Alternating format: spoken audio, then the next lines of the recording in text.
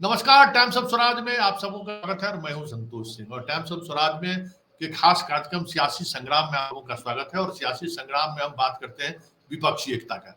जी हाँ, जिस तरीके से कयास लगाए जा रहे थे, मीडियाओं में ये खबरें चलाई जा रही थी कि कितना सफल होगा महागठबंधन की बैठक, कौन लोग आएंगे, कौन लोग नहीं आएंगे, बहुत सारी चीजें उस दौरान सामने आई। लेकिन सबसे इतर जो सबसे महत्वपूर्ण बात है कि तमाम बड़े नेता एक दिन पहले ही आ गए और कहा यह जा रहा है कि कल दोपहर के भोजन के बाद वो लोग लौटेंगे।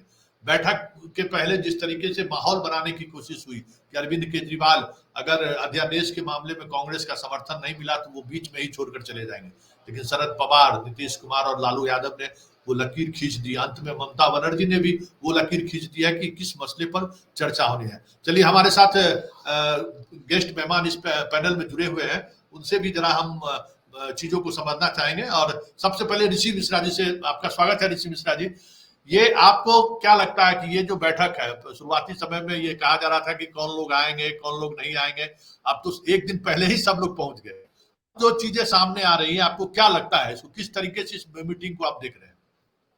देखिए संतोष जी, इसमें जो खबर आ रही है उसमें लालू यादव का जो रोल है, खासकर अखिलेश यादव को लेकर। अखिलेश यादव का आपने पूर्व में बयान देखा होगा कि अखिलेश यादव ने जिस प्रकार से अखिलेश यादव और ममता बनर्जी ने एक सूर में बयान दिया था कि कांग्रेस को एक स्पेसिफिक नंबर पे लड़ना चाहिए। उसके बाद लालू यादव की पहल के बाद आप देखिए, और कल जो डेवलपमेंट हुई है संतोष जी, इसमें लालू यादव से खुद ममता बनर्जी मिलने जाती हैं, पैर तक छूती हैं। तो ये जो केमिस्ट्री दिख रही है अरविंद केजरीवाल को लेकर, हालांकि अरविंद केजरीवाल के प्रवक्ता आज थोड़ी देर पहले भी उन्होंने बयान दिया अध्यादेश को लेकर, लेकिन आपने जो कहा उससे मैं सहमत हूँ। एक लाइन खींच दिया गया है आज के बैठक में।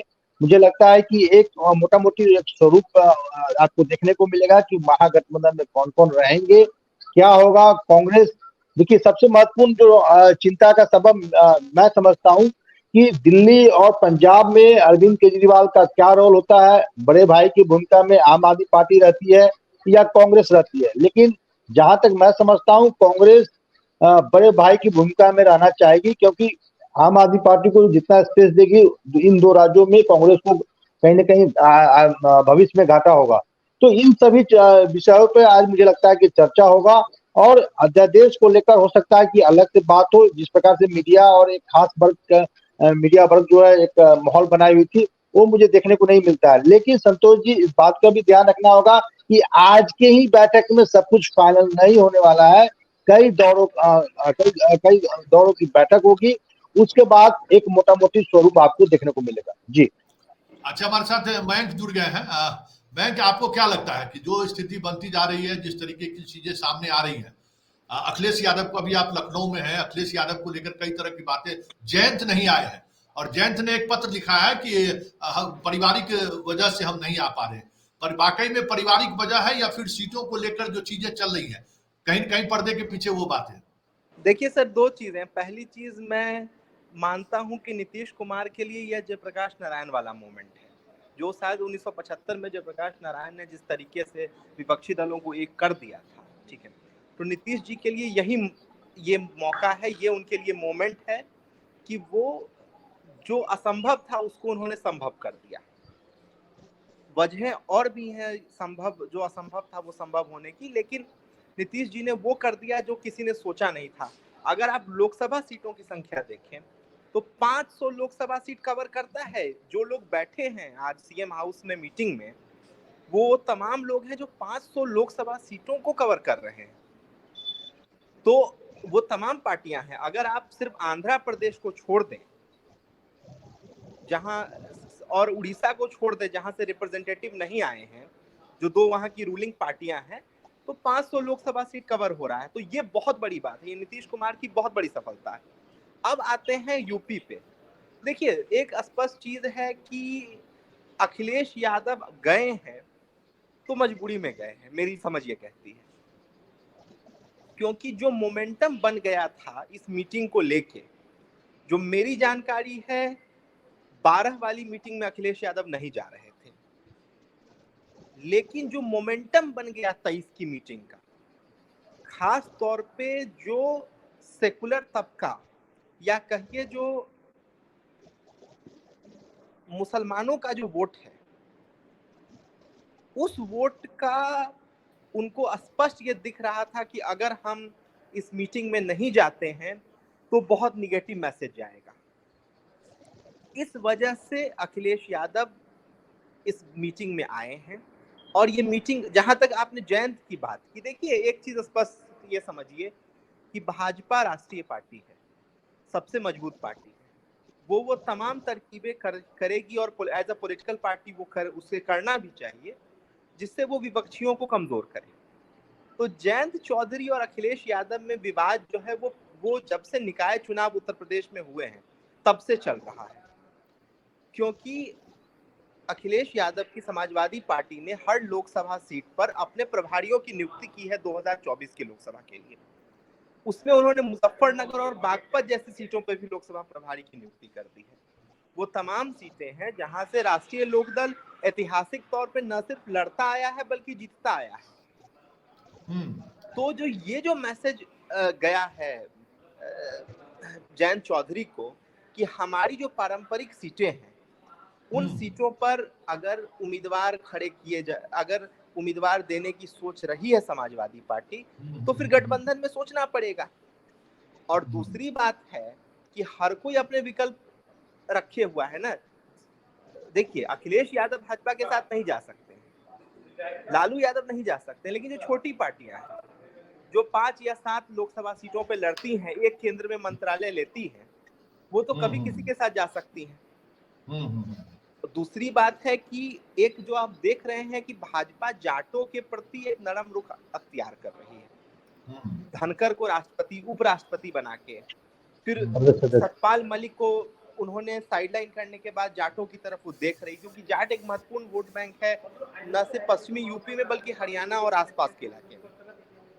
तो जयंत चौधरी तो उनके लिए हमेशा एसेट होंगे, बड़ी विरासत लेके आते हैं चरण सिंह की।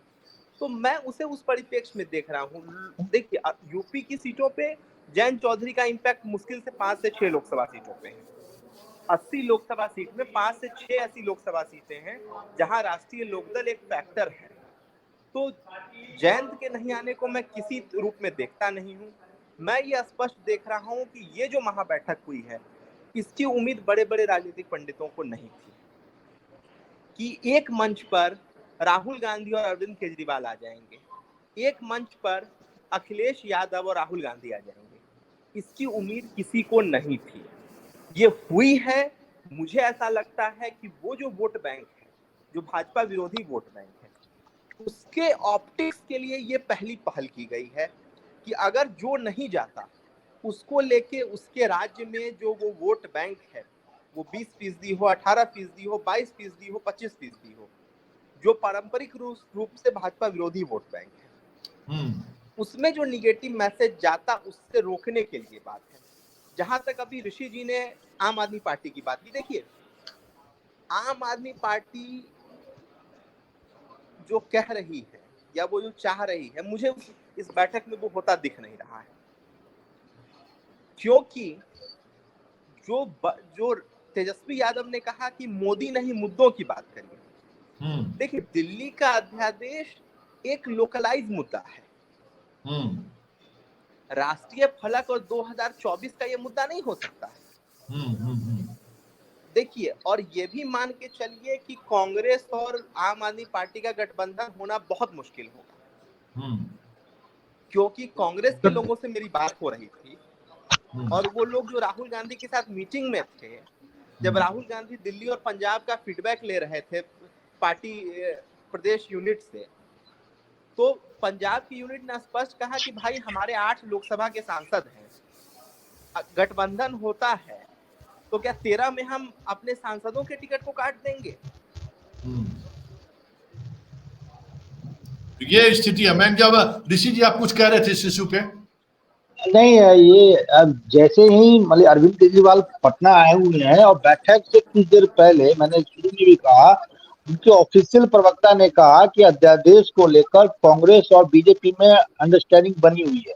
तो एक तरफ बैठक हो रही है पटना में, एक तरफ इनके जो प्रवक्ता हैं दिल्ली में कांग्रेस पे अटैक भी कर रहे हैं। तो ये एक बड़ा नीतीश कुमार के लिए, जो संयोजक हैं इस प्रोग्राम के, उनके लिए कहीं ना कहीं सिरदर्द है कि अरविंद केजरीवाल को पंजाब और दिल्ली में कैसे एडजस्ट करते हैं, कौन बड़ा भाई होता है, कौन छोटा भाई की भूमिका में होते हैं, ये देखना बहुत इंटरेस्टिंग होगा। दूसरा, अध्यादेश को लेकर कांग्रेस का क्या स्टैंड होता है। लेकिन एक बड़ा मैसेज आज पाटलिपुत्रा की धरती से भारतीय राजनीति में जाएगा कि 17 बड़ी छोटी पार्टी जो है ये बीजेपी के विरुद्ध में एक बड़ा मोर्चा बनने जा रही है। और खासकर संतोष जी, 200 ऐसे लोकसभा क्षेत्र हैं जहां कहीं न कहीं वोट डिवीजन के कारण बीजेपी को फायदा होता था।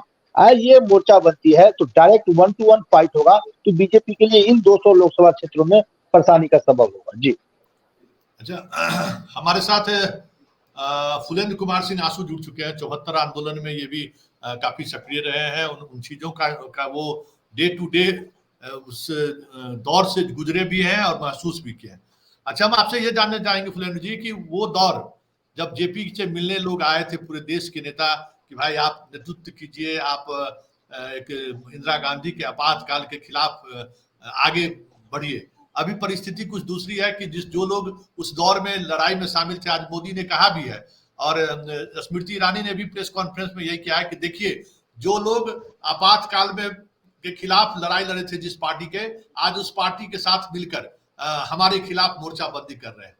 क्या वाकई में देश में इस वक्त ये स्थिति है कि जो 74 का अनुभव आपका जो रहा है कि देश कमोबेश उसी दिशा की तरफ बढ़ रहा है, ऐसा लगता है आपको? नहीं, उस दिशा की तरफ तो बढ़ चुका है और तानाशाह कोई भी हो सकता है। जरूरी नहीं है कि तानाशाह जो है सो फौजी ही हो, कोई राजनेता भी तानाशाह हो सकता है। इंदिरा गांधी भी तानाशाह हो गई थी, तो हमको कांग्रेस से थोड़ा ही परहेज था। हम लोग उस समय आंदोलनकारी थे, जेल गोअर थे, तो हम लोगों को कांग्रेस से थोड़ा ही प्रॉब्लम था। हम लोगों को इंदिरा गांधी से प्रॉब्लम था। इंदिरा गांधी जो है इमरजेंसी ले आई, सुप्रीम कोर्ट के जजों को मनमाने तरीके से प्रमोशन दे दी, सारे मीडिया को बंद कर दी। तो ये इंदिरा गांधी का निर्णय था और जगजीवन बाबू प्रस्ताव लेके आए थे।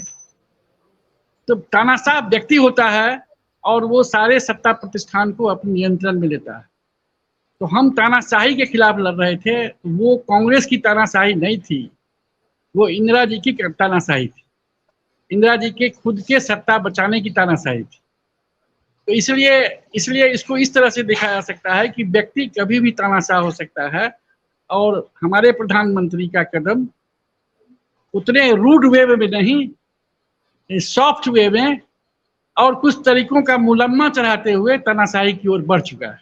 इसलिए इसमें कोई शक नहीं है। और इसमें संयुक्त रूप से लड़ने की जो तैयारी है उसका बैकग्राउंड भी वही है। तो यही स्थिति है। जेपी से जो मिलने आए थे, आपने पूछा, कुछ और पूछना है। जेपी से मिलने आए थे कि जेल में ये लोग कितनों कोशिश किए सीट बांटने का, आपस में मिलते जुलते थे, सारे नेता, विरोधी दल के नेता सब जेल में ही थे। तो वो 19 महीने का जो जेल था, उस जेल में आपस में कहीं कोई समझदारी बनती नहीं थी। कभी बनती थी तो इसी तरह से बिगड़ती थी, जैसे पिछले 2 साल से हिंदुस्तान में हो रहा है।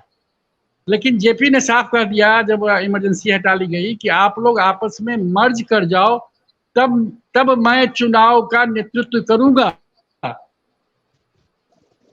ये शर्त थी जेपी की कि मैं चुनाव का नेतृत्व तब करूंगा जब आप लोग मर्ज करके एक दल बन जाओ। तो विपक्षी दलों के सामने कोई विकल्प नहीं था, क्योंकि लीडर तो जेपी ही थे।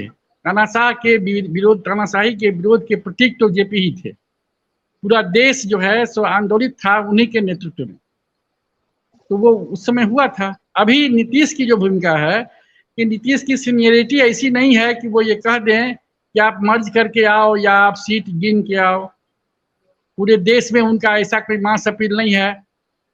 ये सही है कि राजनेता के रूप में पूरे देश में वो स्थापित है कि अपने प्रांत में उन्होंने अच्छा काम किया है। लेकिन यही योग्यता तो काफी नहीं होती है देश के लिए समन्वित होने के लिए। इससे पहले जिन्होंने कोशिश की थी वो थे हरकिशन सिंह सुरजीत। आपके इससे पहले के इंटरव्यू में मैंने कहा था कि नीतीश हरकिशन सिंह सुरजीत की भूमिका में जा रहे हैं, और ये बहुत बड़ी भूमिका है कि हर कंट्राडिक्शन को कोऑर्डिनेट करना, ये भूमिका नीतीश की है। तो इसलिए उस भूमिका में वो हैं। ये कामयाबी छोटी नहीं है कि जो ममता बनर्जी इंडिपेंडेंटली केसी राव के साथ इनके साथ केजरीवाल के साथ इंडिपेंडेंटली कुछ बात कर रही थी, अखिलेश यादव के साथ बात कर रही थी, वो ममता बनर्जी आपके पास आ गए, केजरीवाल आ गए, अखिलेश आ गए। इसलिए ये इसको आप मानिए कि ये बहुत बढ़िया। ममता बनर्जी की पटना में ऐसा बैठक, पर ममता बनर्जी ही अपील की थी कि पटना के धरती से ही इस प्रकार का कोई गठबंधन स्वरूप ले और मीटिंग भी पटना में ही हो जहां से जेपी आंदोलन की शुरुआत हुई। तो ये ममता बनर्जी का ही अपील था। हाँ बिल्कुल। तो ममता बनर्जी इन सबों में बड़े सॉवर हैं और ममता बनर्जी जल्दी ही समझौता पर आएंगी। अरविंद केजरीवाल जो है सो लात खाएंगे, जाएंगे यहाँ से भागेंगे, क्योंकि कांग्रेस यह स्पष्ट है कि कांग्रेस तभी उनको ऑर्डिनेंस के पक्ष में वोट देगा जब कांग्रेस को वो बड़ा भाई माने या बढ़िया शेयर दे दिल्ली और पंजाब में। और जब अगर कांग्रेस से और बहुत ज्यादा बिगाड़ नहीं रहे हैं, दिल्ली और पंजाब से इस पूरी एकता को बहुत ज्यादा बिगाड़ नहीं रहे हैं, तो इसलिए उनके समझ में ये बात आ जाएगी। जब शरद पवार की तो लाठी चल ही चुकी है कि स्टेट की बात मत कीजिए, सेंटर की बात कीजिए, लेकिन ये बात उनके समझ में आ जाएगी। ये बचपना है, इमेच्योरिटी है कि कोई प्रवक्ता ये बोल दे कि पहले ये बात कर लीजिए, ये राजनीतिक इमेच्योरिटी है। लेकिन उनको आना होगा और कांग्रेस का स्टेप भले ही शुरूड कहिए उसको कि वो अपना गेम दिल्ली और पंजाब में साफ कर लेना चाहता है कि हम समर्थन देंगे। कांग्रेस का माइंड, पूरे कांग्रेस पार्टी का माइंड है कि हम समर्थन देंगे ऑर्डिनेंस के खिलाफ राज्यसभा में, जैसा अलग अलग बयानों से लगा। और हर कोई बयान देने वाला यही कहता रहा कि साहब वो ऐसा बोल देते हैं, वो ऐसा बोल देते हैं। कांग्रेस को इस बात से शिकायत नहीं है कि भाई ऑर्डिनेंस सही है। कांग्रेस ये कह रही है कि केजरीवाल हमारे साथ बैठ कहाँ रहे हैं, इसलिए केजरीवाल आएंगे रास्ते पर, बेवकूफी कर रहे हैं, उनके लोग बेवकूफी कर रहे हैं। चलिए और क्या पूछ रहे हैं? एक आखिरी सवाल फुलेंद्र जी, कि ये जो अभी मुहिम की शुरुआत हुई है पटना से, क्या आपको लगता है कि ये जिस तरीके का की शुरुआत है, अंजाम इसका जो चाह रहे हैं नीतीश कुमार वहां तक पहुंच जाएगा? नहीं, नीतीश कुमार जो चाह रहे हैं वहां अंजाम पहुंचाए तो जेपी भी नहीं पहुंचा सके, जेपी भी नहीं पहुंचा सके। नीतीश कुमार तो जब तक विरोधी दल की सरकार नहीं बनती है तभी तक प्रासंगिक है, उसके बाद वो प्रासंगिक हो जाएंगे जैसे जेपी हो गए। मतलब आपको लगता है लेकिन कि तब तक भी आज जिस तरीके का लोग जुटे हैं, एक दिन पहले ही आ गए और कल दोपहर का कई लोग हैं जो दोपहर का नाश्ता करके भोजन करके जाने की मूड में है, कल रात भी वो सारा फार्मूला जो 500 सीट का बनना है, 250 सीट का फार्मूला बन गया, कांग्रेस लड़ेगी। ये जो आज तक का डेवलपमेंट है। और 250 सीट पर बाकी जो कैसे लड़ेंगे नहीं लड़ेंगे उसका एक मोटे तौर पर मामला बन जाएगा, बन जाना चाहिए, सहमति बन जाएगी। हम तो इसमें शुरू से रहे हैं कि नीतीश कुमार वो मानते हैं, हमारे मित्र हैं, वो हमारे साथ ही वो पटना कॉलेज के स्टूडेंट थे, मैंने हम MIT के थे, वो पटना में थे, लेकिन लोग कंटेम्पोररी थे, आंदोलन कंटेम्पोररी थे। लेकिन वो कदम जो है सो तभी उठाते हैं जब पूरा भरोसा हो और उतनी बात बोलते हैं जितना जरूरी हो। तो जब तक नीतीश कुमार आशा विहीन नहीं हो जाए, हमको तो आशा हुआ है कि ये रिजल्ट निकाल लेंगे।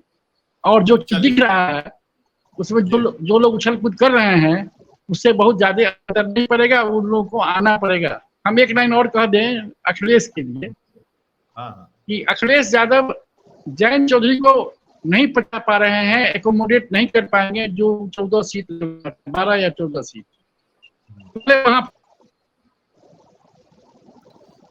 उनका नेटवर्क। ऋषि जी अब आप बात को आगे कंक्लूड कीजिए कि ये जो बैठक हुई है, देखिए नेशनल मीडिया जो खबर चला रही है, आप बेहतर समझते हैं, उन्हें भरोसा नहीं था कि सारे लोग जुट जाएंगे और वो भी जुटने को एक दिन पहले जुट गए।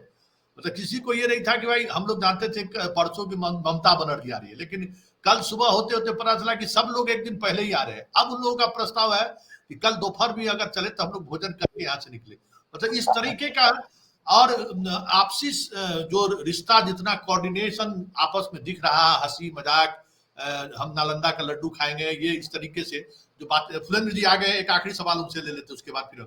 अच्छा फुलेंद्र जी, एक आखिरी सवाल आपसे, ये जो जिस तरीके का आप देख रहे हैं पटना में, जितनी मौजूद मतलब एक उल्लास के साथ लोग जुटे हैं, मतलब कहीं से भी ये नहीं लग रहा कि चेहरे में कोई सिकन है, जबरदस्ती हमको बुलाया गया है।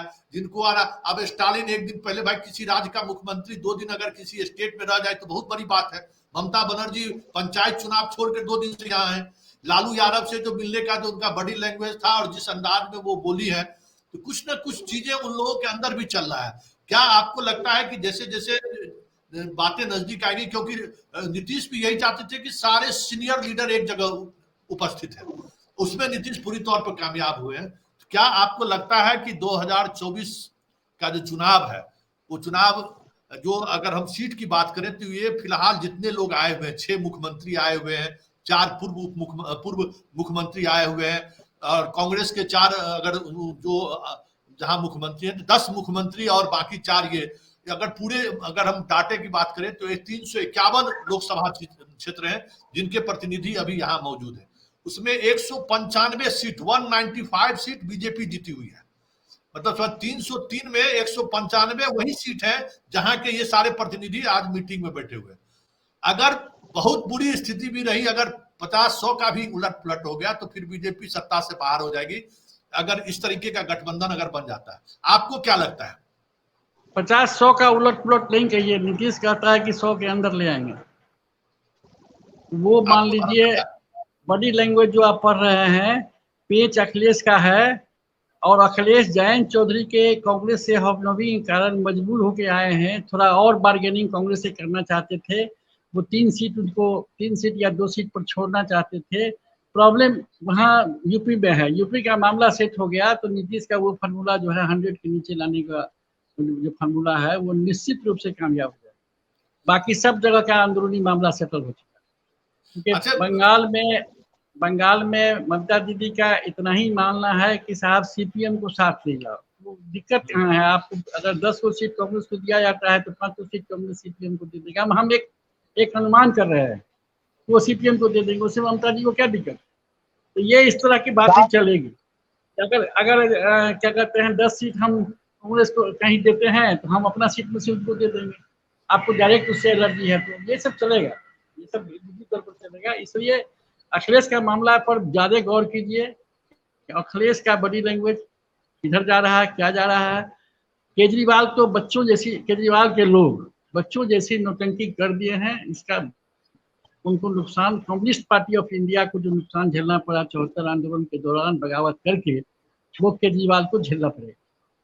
ये उसको समझना होगा, मानना होगा, यही हमारी मान्यता है। इसलिए वो रास्ते पर आएंगे, उनको भगवान सद्बुद्धि दे। कम्युनिस्ट पार्टी ने अपना ही ईगो में कि हम इतने बड़े हो गए, और वो 74 आंदोलन से बायकाट किया। हम थे उसमें 7-8 फरवरी 1974 को व्हीलर सीनेट हॉल में छात्र नेता सम्मेलन लालू जी ने बुलाया था, और उसी दिन शाम में कम्युनिस्ट पार्टी के स्टूडेंट विंग ने बायकाट कर दिया था 74 आंदोलन। आज तक उसकी मार से वो उबर नहीं पाया है। उसमें सीपीएम के लोग निकले नहीं थे, उनका सॉफ्ट कॉर्नर था हम लोगों के साथ, लेकिन सीपीआई के लोगों ने, एआईएसएफ के लोगों ने बायकाट किया, तो आप बेगूसराय से खत्म हो गए। मतलब कि आपका राजनीतिक डिसीजन जो है, तो आप 0 पर पंजाब में भी आउट हो जाएंगे और 0 पर दिल्ली में भी आउट हो जाएंगे। ये स्थिति बन जाएगी अगर माहौल खराब हो गया। ये उनको 2019 के पार्लियामेंट इलेक्शन में कहाँ लड़ाई में थे आप, क्या ऋषि जी? 2019 के तो पार्लियामेंट इलेक्शन में थे भी नहीं। यही बात कर रहा था। अरविंद केजरीवाल वोट पे इसलिए आएंगे क्योंकि देखिए, आप जो दिल्ली का भी आप देखेंगे तो मतलब 2 या 3 छोड़ के बाकी सभी पे वो सेकंड नंबर, थर्ड नंबर पे थे। सेकंड नंबर पे कांग्रेस थी। तो ये अरविंद केजरीवाल जानते हैं कि लोकसभा चुनाव में जो कांग्रेस, जो उनका वोट बैंक है, खासकर माइनॉरिटी जो झुगी का गरीब तबका का जो वोट है दिल्ली में, वो कांग्रेस की तरफ शिफ्ट कर जाती है। तो ये अपनी जो कैपेसिटी है अरविंद केजरीवाल खासकर लोकसभा चुनाव के संदर्भ में समझती है। तो मुझे लगता है कि कहीं ना कहीं एक अंडरस्टैंडिंग बन जाएगी। जैसा सर ने कहा, हाँ, अध्यादेश के लिए राजी हो जाएगी, बशर्ते कांग्रेस कांग्रेस समर्थन को देगी मिश्रा जी। बड़ा भाई जी, मैं सर वही कह रहा हूँ, बड़ा भाई मानने को तैयार हो जाए पंजाब और दिल्ली में। अब इसमें कितना राइट, सीट पे कितना अरविंद केजरीवाल जो मानते हैं, बस बस ये बस बस कितना बड़ा टेस्टिंग होगा। पूरा अखिलेश यादव के लिए भी सर मैं एक बता दूं कि ये एक माहौल बनाया जा रहा है, इसमें कितनी सच्चाई है ये नहीं कहेंगे कि अखिलेश यादव यदि वोट पे नहीं आते हैं तो मायावती जी को भी मनाने का प्रयास किया जा सकता है, और इसका भनक अखिलेश यादव को है। यदि मायावती प्लस कांग्रेस और आरएलडी का एक गठबंधन बनता है तो अखिलेश यादव को ये जरूर संज्ञान में होगा कि माइनॉरिटी वोट कहीं उनके तरफ से शिफ्ट न कर जाए, ये जो गठबंधन यदि ऐसा बनता है तो। इसलिए एक कारण बिल्कुल ये सही। भी है कि अखिलेश यादव आज जो है आज मीटिंग में मौजूद है। तो ये कई ऐसे डेवलपमेंट हैं संतोष जी जिसपे हम लोगों को नजर रखना होगा, और आज का जो दिन है ऐतिहासिक दिन है, खासकर 2024 लोकसभा चुनाव के संदर्भ में, या उससे आगे की भविष्य की राजनीति के लिए। और बीजेपी बेचैन है, बीजेपी काफी परेशानी में है, क्योंकि जानती है बीजेपी 200-250 ऐसी सीट है जहां ये लोग एक हो जाएंगे तो उनके लिए मुश्किल हो जाएगी बीजेपी के लिए। और संतोष जी ने तो 50-60 सीटें कही है, मुझे लगता है कि यदि एक स्वरूप बनता है इन सीटों पे तो 100 सीटों का घाटा होगा बीजेपी को। आप समझ जाइए 300-350 में 100 सीट घटा दीजिए तो बीजेपी कहाँ अपने आप को पाती है, ये भी देखना होगा। तो बड़ा इंटरेस्टिंग होने जा रहा है जो हिंदुस्तान की राजनीति है संतोष जी। अच्छा, एक आखिरी सवाल दोनों व्यक्ति से, ऋषि जी आपसे सवाल कि ये जो आज राहुल को रिसीव करने के लिए खुद नीतीश कुमार गए, फिर वो सदाकत आश्रम में गए। सदाकत आश्रम की अगर हम बात करें तो पहली बार सदाकत आश्रम में इस तरीके की स्वागत की व्यवस्था की गई थी। पूरे पटना में अगर गौर करिए तो सिर्फ राहुल का होर्डिंग है। पूरे दीघा जिस तरीके से चले जाए, गांधी सेतु, मतलब जो स्थिति आपको भारत जोड़ो यात्रा के दौरान राहुल का दिखता था, कमोबेश वही दिख रहा है। क्या आपको लगता है कि राहुल की जो ये छवि इमर्ज की है पप्पू से, उसमें भारत जोड़ो यात्रा की बड़ी भूमिका है, और यही वजह है कि विपक्ष के तमाम ऐसे लोग जो राहुल गांधी को नोटिस नहीं लेते थे, एक साथ बैठने को भी तैयार है और राहुल के बात को गंभीरता से लेने के लिए भी तैयार है? क्या आप मानते हैं कि भारत जोड़ो यात्रा माइलस्टोन है? बिल्कुल, भारत जोड़ो यात्रा से राहुल गांधी की जो इमेज थी, पप्पू जैसा विपक्ष के लोगों ने उनकी इमेज बना रखी है। हालांकि राहुल गांधी बहुत पढ़े लिखे लोग हैं, नॉलेज वाले लोग हैं, गंभीर लोग हैं, और भारत जोड़ो यात्रा से उनकी जो छवि है जरूर बदली है। और खासकर भारत जोड़ो यात्रा के बाद संतोष जी कर्नाटका के जो नतीजे आए हैं और हिमाचल के जो नतीजे आए हैं वो और उसमें मतलब क्या कहते हैं, उनके जो मैच्योरिटी है उसको गढ़ने का काम किया। और एक बात वो भी संतोष जी मेरे बात से सहमत हुए न हो, नीतीश कुमार कहीं न कहीं राहुल गांधी के प्रति सॉफ्ट कॉर्नर रखते हैं। कल का जो आप देखिए, ममता बनर्जी पहले लालू यादव से क्यों मिलने जाती है, पैर छूती है, इसलिए क्योंकि यदि किसी अन्य के नाम पे कोई तैयार नहीं हो तो लालू यादव कहीं न कहीं ममता बनर्जी को आगे बढ़ाना जरूर चाहेंगे। सॉरी, और उससे पहले आप 2001 विधानसभा चुनाव में जब गठबंधन हुआ था कांग्रेस आरजेडी जेडीयू के बीच, तो वो नीतीश कुमार ही थे जो अधिक सीट कांग्रेस को दिला पाए लालू से झगड़ के। तो एक मैं मानता हूं कि जो आपने बताया कि पूरा पटना में राहुल गांधी, तो कहीं ना कहीं मुझे लगता है कि राहुल गांधी के प्रति नीतीश कुमार का सॉफ्ट कॉर्नर है, और उसमें नीतीश कुमार का भी क्या स्वार्थ है। यदि राहुल गांधी के नाम पे कोई तैयार नहीं होता है, जितने भी लोग हैं, तो नीतीश कुमार के नाम को कहीं ना कहीं कांग्रेस बढ़ा सकती है, और हो सकता है कि भविष्य में जेडीयू और कांग्रेस का मर्ज हो जाए। इस प्रकार का भी एक स्पेकुलेशन दिल्ली में चल रही है, जो मेरे पास इंफॉर्मेशन था सो मैं आपको बताया जी। चलिए ऋषि जी, बहुत बहुत धन्यवाद। अब एक सवाल, आखिरी सवाल आपसे भी, भारत जोड़ो यात्रा का कितना बड़ा योगदान है इस राहुल का जो एक इमेज इमर्ज किया, अमेरिका गए, अमेरिका में मोदी जी को पहली बार उस तरह की चीजों को फेस करना पड़ रहा है। आपको क्या लगता है कि वो यात्रा आज इस मजबूती के साथ इस बैठक में उन्हें उनके तमाम विरोधियों के बावजूद भी, विरोध के बावजूद भी लोग उनको सुनने के लिए, क्योंकि राहुल गांधी ही कंक्लूज करेंगे, ऐसी खबर हम लोगों को आ रही है। नीतीश जी ने शुरुआत की है, राहुल जी उसको अंतिम रूप देंगे। क्या लगता है कि उस एक यात्रा ने इनकी पूरी इमेज को बदल दी है और आने वाली राजनीति को भी वो यात्रा प्रभावित कर रहा है, इसलिए अखिलेश भी आ रहे हैं, ममता भी आ रही है? क्या लगता है आपको फुलर जी? हमसे ये सवाल? जी जी, आपसे सवाल है। अरे यात्रा नहीं, कनेक्ट को हम ये मानते हैं जनता के बीच आप जाएंगे नहीं तो आपके नए लोग आपके साथ आएंगे नहीं। राहुल गांधी के भारत जोड़ो यात्रा का एडवांटेज राहुल गांधी या कांग्रेस पार्टी को क्या मिला? एडवांटेज मिला कि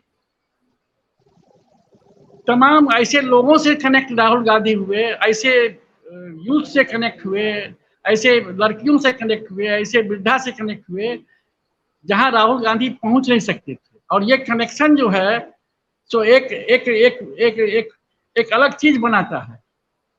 तो आप जब तक जनता के बीच जाओगे नहीं, जनता से डायरेक्ट उसके बीच रहोगे नहीं, आपका कनेक्शन नहीं बनेगा।